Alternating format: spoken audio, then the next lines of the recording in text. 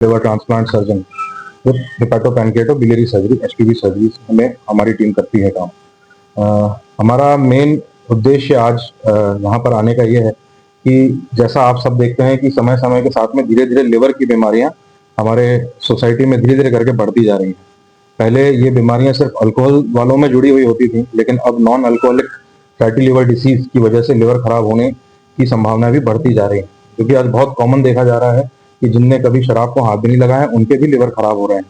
तो हमारा यहाँ पर आज आने का मेन रीजन ये है कि इन पेशेंट्स को हम जगह जगह देखते हैं कि जब ये हमारे पास तक आते हैं तब तक उनकी स्थिति इतनी खराब हो चुकी होती है कि एक अच्छा प्रॉपर अच्छे रिजल्ट्स वाला कोई भी ट्रीटमेंट हम उनको देने में कई बार असक्षम महसूस करते हैं। तो आज यहाँ पर आना है कि पहले तो हम उस बीमारियों को उस समय पता कर लें जब वो एक प्रिवेंटिव स्टेज पे हो, या फिर उनको बिना किसी मेजर सर्जरी के संभाला जा सके, और अगर ट्रांसप्लांट की आवश्यकता भी पड़ रही है तो सही समय पर वो एक ऐसे सेंटर पर पहुंच खा रहे हैं जो आज से 50 साल पहले खाते थे। लेकिन 50 साल पहले हमारे घर वाले साइकिल से चलते थे, पैदल पैदल 5-5 किलोमीटर 10-10 किलोमीटर चलते थे। आज हम 500 मीटर भी नहीं चलते हैं, हम वॉच लगा के काउंट करते हैं कि 10,000 स्टेप्स हुए कि नहीं हुए।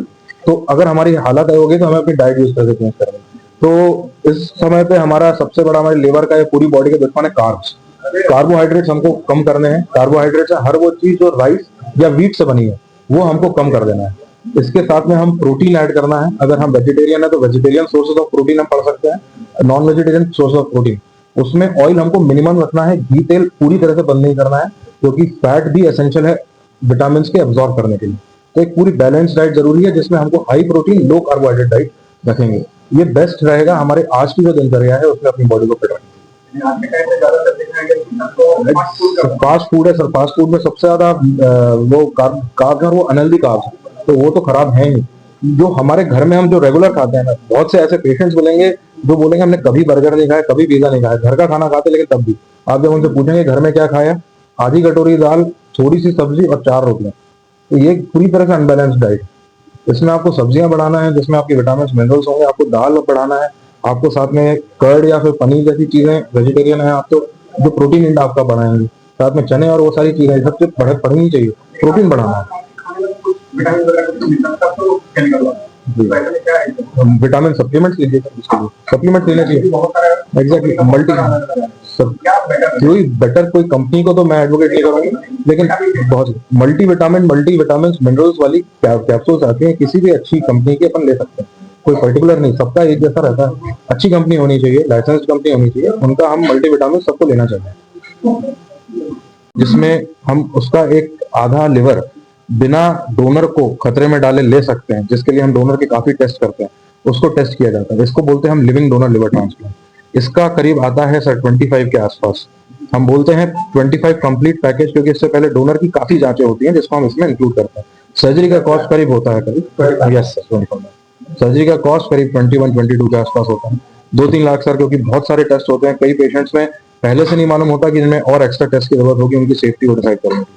वैसे ही अगर हम कैडेवरिक करते हैं सर, तो कैडेवरिक में थोड़ा ज्यादा होता है, तो उसमें करीब 30 के आसपास होता है, 5 लाख से।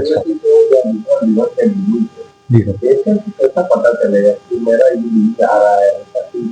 सर सबसे पहले तो मैं बोलूंगा एक रूटीन हेल्थ चेकअप, जो कि पहले मुमकिन नहीं था, लेकिन आज की तारीख में रूटीन हेल्थ चेकअप एक एज अगर है हमारी 30, 35, 40 के बाद हमें करवा लेना चाहिए, जिसमें एक कंप्लीट ब्लड पिक्चर, एक एलएफटी, एक लिपिड प्रोफाइल, एक अल्ट्रासाउंड एब्डोमेन, साथ में HbA1c शुगर के टेस्ट।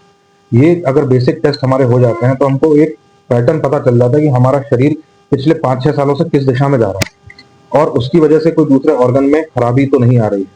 तो ये सबसे पहला, अगर इस लेवल पर हमने नहीं किया है तो सबसे बड़े लक्षण आते हैं आमतौर पे पेशेंट्स जो पहले से डायबिटिक हैं, बहुत ओवरवेट है, या फिर अल्कोहल लेते थे, उनमें अब धीरे धीरे करके कमजोरी आना, पैरों में सूजन आना, कभी कभी जॉन्डिस आना। लेकिन जॉन्डिस आना जरूरी नहीं है, आमतौर पे ये कैंसर्स होते हैं जो भी इन खराब लिवर वालों में कॉमन होते हैं। उनका ट्रीटमेंट भी हमारे सेंटर पे रेगुलर बेसिस पे किया जाता है।